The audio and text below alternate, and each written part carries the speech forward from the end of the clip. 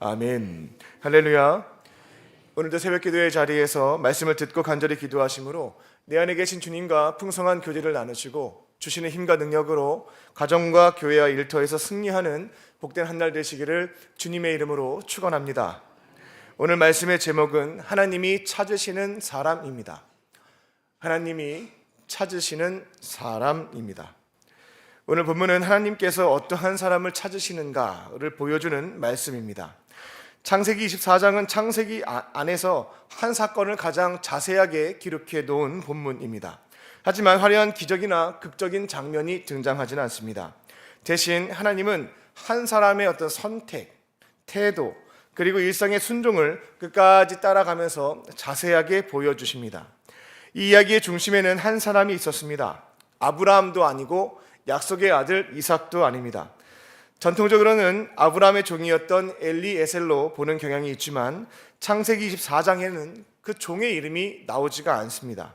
계속해서 아브라함의 종으로만 기록됩니다. 하나님께서는 이 사람의 이름이 무엇인지 보다 중요한 것은 이 이름 없는 한 종의 삶의 태도, 자세, 신앙을 보여주고자 했던 것이 목적이었구나라는 것을 알 수 있는 대목입니다. 하지만 하나님은 이 이름 없는 종의 그 활약을 통해서 한 가정의 미래를 정하시게 되었고 언약의 계보를 이어가셨고 구원의 역사를 서서히 이루어 가신 것들을 보게 됩니다. 이 본문은 하나님께서는 눈에 띄거나 굉장한 실력을 갖춘 이름을 날리고 있는 그 대단한 사람만 사용하시는 분이 아니라 이름 없는 종도, 부족한 사람도 하나님께서 사용하신다라는 것을 분명하게 말해주고 있습니다. 우리는 중요한 일을 하려면 중요한 사람이 해야 된다라는 공식과 도식을 가지고 있습니다. 하나님께 쓰임 받으려면 특별한 능력과 눈에 보이는 믿음이 있어야 된다라고 여깁니다. 하지만 오늘 말씀은 다른 기준을 제시하고 있습니다. 하나님은 먼저 기도하며 뜻을 묻는 사람, 맡겨진 그 자리를 떠나지 않고 충성하는 사람, 그 사람을 찾고 계신 것을 볼 수가 있습니다. 그래서 오늘 말씀은 어떻게 위대한 사람이 될 수 있을까가 아니라 하나님께서 어떠한 사람을 찾고 계시는가에 관한 말씀입니다. 그리고 이 이야기는 과거의 인물이 아니라 오늘을 살아가는 우리의 이야기이기도 합니다. 누가 알아주지 않는 자리에서 기도와 보이지 않는 자리에서 충성이 하나님 앞에서는 가볍거나 쉬운 일이 아니다라는 겁니다. 오늘 말씀 앞에서 하나님, 저는 주님께서 찾으시는 사람입니까? 라는 이 질문을 품고 서게 되기를 바랍니다. 그리고 오늘 하루 기도하며 순종함으로 하나님께서 찾으시는 사람, 그분께 귀하게 쓰임받는 저와 여러분 되시기를 주님의 이름으로 축원합니다. 첫 번째로 기도로 시작합니다. 하나님께서 찾으시는 사람의 공통점입니다. 기도로 시작합니다. 아브라함은 그의 종을 불러서 사랑하는 아들 이삭의 아내를 구하되 가나안 족속이 아닌 자신의 고향 땅에서 찾아야 된다라는 것을 명하게 됩니다. 그리고 이삭을 그곳으로 데려가면 안 되고 하나님께서 약속하신 땅 가나안으로 그 여인을 찾아서 데리고 와야 된다라고 분명하게 당부합니다. 그리고 이 모든 여정 속에서 하나님께서 함께해 주시기를, 인도해 주시기를 믿음으로 맡깁니다. 아브라함은 중요한 일을 사람의 계산이 아니라 하나님의 인도하심에 맡긴 것을 볼 수가 있습니다. 아브라함의 종은 주인의 명령에 따라 그의 고향이었던 나홀에 가게 됩니다. 원래는 갈대아 우르 지역을 가야 되는데 거기에서 이주해서 하란 지역에 잠깐 머물면서 정착을 했거든요. 그리고 다시금 가나안 땅으로 왔습니다. 그래서 지금 아브라함의 가족들은 우르가 아니라 하란 땅에 머물고 있었고 지금 현 시점에서는 한 700km, 한 800km 떨어져 있는 곳으로 가야 되는 상황이었습니다. 주인의 종은 하란에 도착하게 되었고 우물가에 서게 되었을 때 사람을 찾기 전에 하나님께 먼저 구하는 기도를 드립니다. 그러니 이 중요한 사명을 자신의 경험과 판단으로 할 수 없다라고 생각했습니다. 새로운 동네에 가서 그 많은 사람 중에 아브라함의 친척을 지금이야 전화를 하면 되겠지만 찾을 수 있는 방법이 없었습니다. 그리고 또 그 안에서 아브라함의 아들 이삭의 아내가 될 사람을 어떻게 본인이 스스로 선별할 수 있겠는가? 굉장히 어려운 대목이었습니다. 나의 경험, 판단으로는 안 되겠다. 이것을 겸손하게 인정했고 기도의 자리에서 하나님께서 지혜를 주시기를, 하나님께서 인도해 주셔야 아브라함의 친척집도 찾을 것이고 그 중에서 이삭의 아내도 찾을 것이다 라고 판단했던 겁니다. 그렇게 하나님의 인도하심을 구했고 이 기도가 사명의 시작점, 출발점이 된 것을 볼 수가 있습니다. 그는 기도 가운데에 이삭의 아내를 찾을 때 어떤 기준을 가져야 되겠는가라는 것을 분별하게 됩니다. 아름다운 외모나 뛰어난 지성, 부유한 집안을 구하지 않은 것을 볼 수 있습니다. 대신 나에게 물을 달라고 할 때 낙타에게도 물을 마시게 해주겠다라고 말하는 여인을 하나님께서 택하신 여인으로 보겠다라는 기준을 세우게 됩니다. 그는 어떤 친절함, 그 부지런함, 어떤 삶의 태도, 자세를 보겠다라고 말하면서 이 기준이 하나님이 보시기에 합당한 것인지를 묻고 분별하게 됩니다.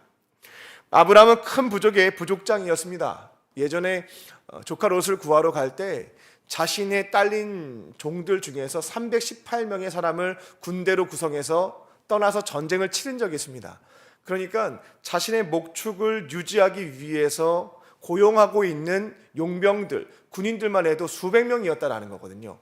엄청나게 큰 부족장, 지금으로 얘기하자면 대기업 총수와 같은 사람이었기 때문에 딸린 식구가 많았습니다.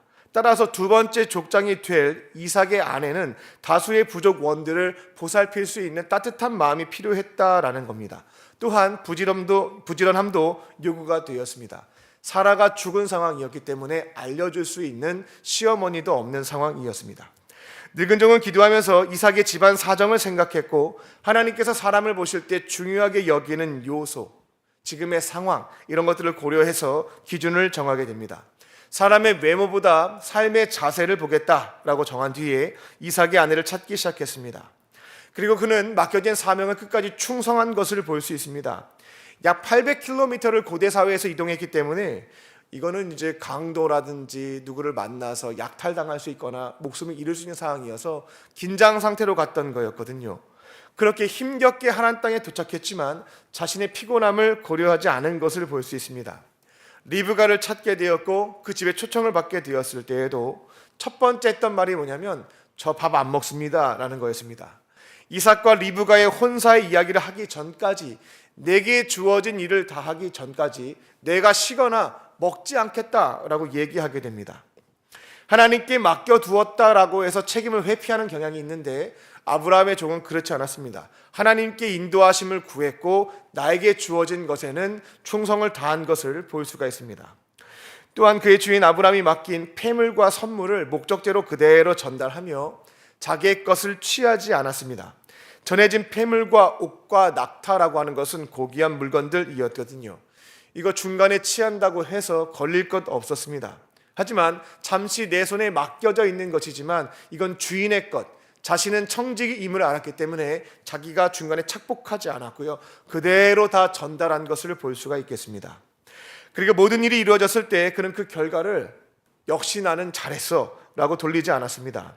이삭의 신부를 찾게 되었을 때에도 그 공을 자신에게 돌리지 않고, 오늘 본문을 같이 함께 읽었습니다만 좋은 일이 있을 때면 계속해서 하나님께 모든 공을 돌립니다. 하나님께 영광을 돌려드렸다라는 겁니다.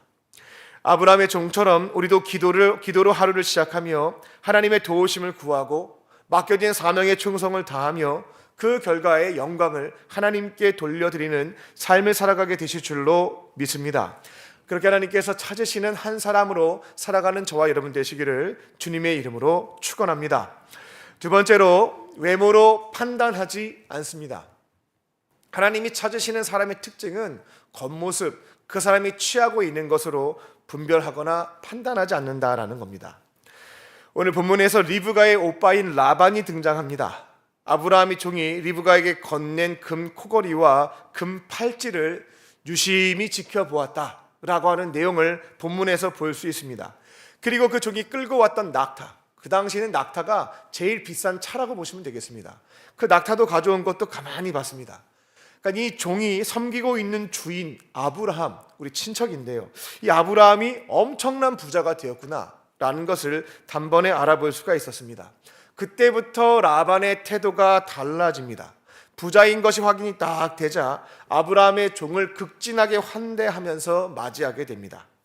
이 장면은 우리가 살아가고 있는 세상의 모습을 그대로 보여줍니다. 사람의 있는 모습 그대로를 보지 않고 겉으로 보이는 조건들, 겉으로 보이는 소유를 먼저 보고 판단하는 모습입니다. 가진 것이 많구나 라고 하면 환대하고, 에이 가진 것이 별로 없네 라고 하면 관심조차 두지 않는 그 태도를 라반이 그대로 보여주었다라는 겁니다. 라반은 이후에 성경에 또다시 중요한 인물로 등장하게 됩니다. 야곱이 이 형의 장자권과 축복권을 빼앗고 야반 도주를 하게 되는데, 그때 가서 만나게 되는 사람이 라반이었습니다. 그때 야곱은 조카였긴 했는데요, 많은 재산을 소유하고 있는 상태로 오지 않았습니다. 아브라함의 후손이었으니까 엄청난 부자겠구나 생각했는데, 라반이 다시 만났을 때 야곱의 모습은 그 지팡이 하나만 가지고 왔던 노숙자 모습이었다라는 겁니다. 라반에게 있어서는 조카였고 자신의 여동생 리브가가 낳은 아들이었기 때문에 극진히 환대해 주는 것이 맞았는데, 가난한 모습으로 오니까 환대하지 않았습니다. 계속해서 야곱을 속이게 되고 20년 동안 월급도 안 줍니다. 일만 시키고 일만 부려먹는다, 종처럼 부려먹었다라는 겁니다. 계약서를 10번이나 바꿔가지고요, 어떻게든 돈을 주지 않았던 것이 라반이었다라는 겁니다.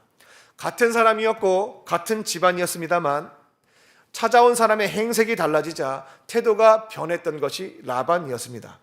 아브라함의 종이 많은 선물을 들고 왔을 때에는 극진하게 대접을 해주었고, 빈손으로 찾아왔던 야곱 조카임에도 불구하고, 처음 봤던 내 여동생의 아들 조카였음에도 불구하고 박대했습니다. 라반은 사람을 그 존재가 아니라 보이는 조건, 유익을 가지고 판단한 것을 보게 됩니다.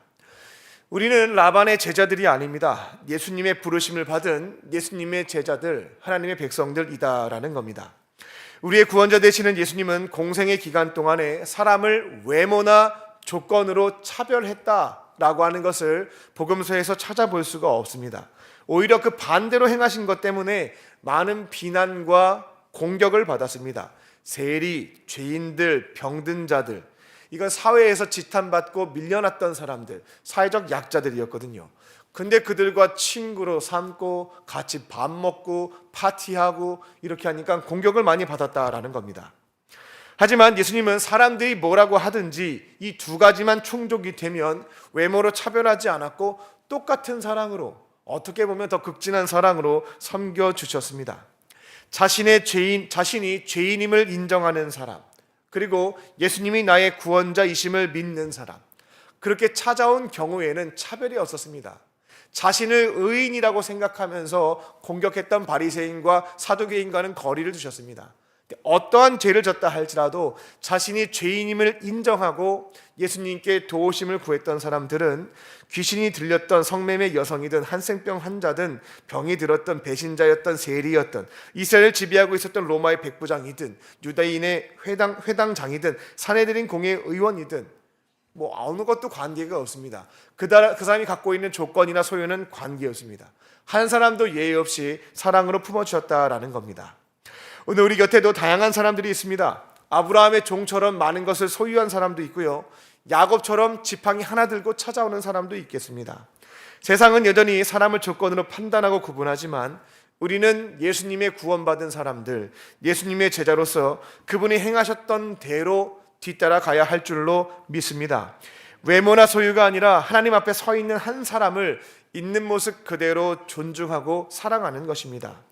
차별 없는 사랑으로 사람을 환대할 때 하나님께서 기뻐하셨던 그 종의 모습이 우리의 모습이 되는 겁니다. 그렇게 하나님이 찾으시는 사람으로 살아가는 저와 여러분 되시기를 주님의 이름으로 축원합니다. 끝으로 믿음으로 결단합니다. 하나님께서 찾으시는 사람은 믿음으로 결단함이 있다라는 겁니다.